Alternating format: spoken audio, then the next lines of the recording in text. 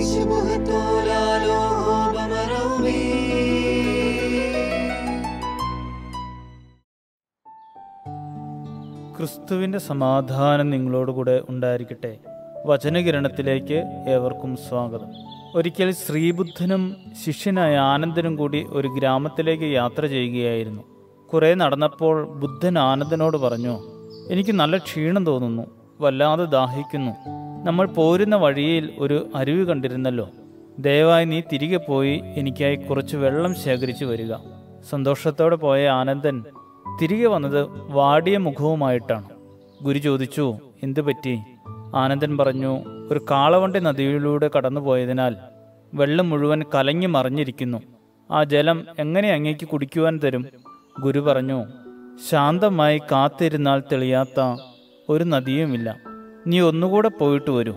ശരിയാണോ? ഗുരു പറഞ്ഞത് സത്യം. ആനന്ദൻ ചെന്നപ്പോൾ നദി നന്നായി തെളിഞ്ഞിരിക്കുന്നു. ആനന്ദൻ സന്തോഷത്തോടെ ജലവുമായി ഗുരുവിനരികിലെത്തി. ശമൂവേലിൻ്റെ 1-ാം പുസ്തകത്തിൽ മനോഹരമായൊരു കാത്തിരിപ്പുണ്ട്. എൽക്കാനയുടെ ഭാര്യയായ ഹന്നയുടെ കാത്തിരിപ്പാണത്. എൽക്കാനയുടെ മറ്റൊരു ഭാര്യയായ പെനിന്നയാൽ പരിഹസിക്കപ്പെട്ട് സങ്കടപ്പെട്ടിരിക്കുന്ന ഹന്നയെ ശമൂവേലിൻ്റെ പുസ്തകം ആദ്യ അധ്യായം പരിചയപ്പെടുത്തുന്നുണ്ട്. പെനിന്നായ്ക്ക് മക്കളുണ്ടായിരുന്നു, ഹന്നായ്ക്ക് മക്കൾ ഇല്ലാതിരുന്നു എന്നതാണ് പരിഹാസത്തിന് കാരണം.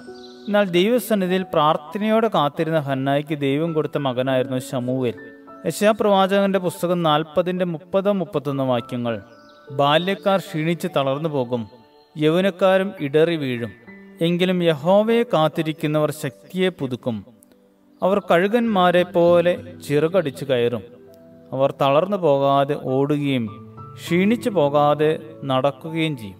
ദൈവത്തിൻ്റെ മുമ്പിൽ ക്ഷമയോടെ കാത്തിരിക്കുക എന്നാൽ ദൈവശക്തിയാൽ നിറയാൻ സാധിക്കുക എന്നാണ് അർത്ഥം.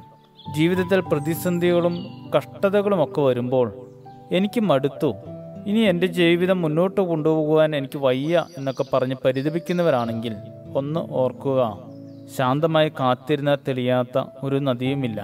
നന്നായിട്ടൊന്ന് പെയ്താൽ മാറിപ്പോകാത്ത ഒരു കാർമേഘവുമില്ല. മനസ്സൊന്ന് തെളിയാൻ, ദൈവകൃപ വെളിപ്പെടാൻ സുന്ദരമായ നല്ല ദിനങ്ങൾക്കായി നമുക്ക് ശാന്തമായി കാത്തിരിക്കാം. ശുഭദിനം നേരുന്നു. ദൈവം അനുഗ്രഹിക്കട്ടെ.